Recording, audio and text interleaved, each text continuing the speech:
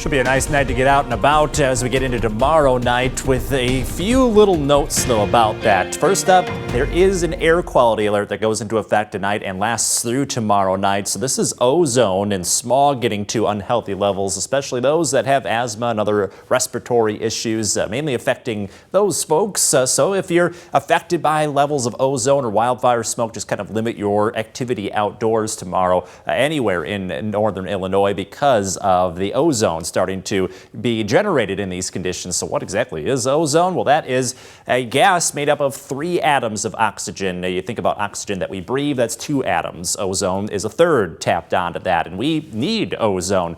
It naturally forms in the stratosphere way high above us, and it protects us from UV rays from the sun. If we didn't have that layer, those UV rays would be killing us left and right, but we've got that protection way high up in the sky. However, if it forms at the ground level, that's when it can really irritate the lungs. This forms when sunshine combines with car exhaust, industrial pollution, and that can form that ozone. And at the ground level, it definitely irritates the lungs and airways. So again, to kind of limit your exposure if you have asthma or something that's extra sensitive to ozone at unhealthy levels. That does start to go away this weekend. Air quality improves some, but not completely clear and clean over the course of the weekend itself. Later tonight, down to 63 under a partly cloudy skies. We start to see very similar weather play out again into tomorrow. Temperatures will be near 90 degrees with a chance for some isolated storms like we've seen the past 2 afternoons. Here we are at about 3:30, getting that isolated activity to bubble up. As you can see, just like the past 2 days,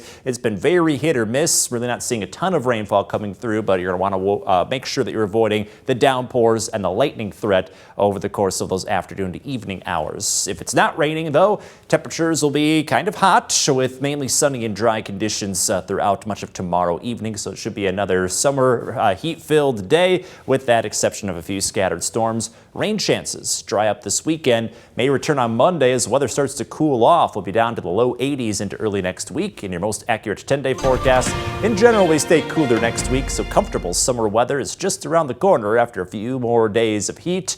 By the way, official high temperature today, 87, so that puts us pretty close to the bullseye. Cash total getting close to 300. We hope to get there tomorrow night. Yeah, we'll be there before you know it, Alex. Thanks.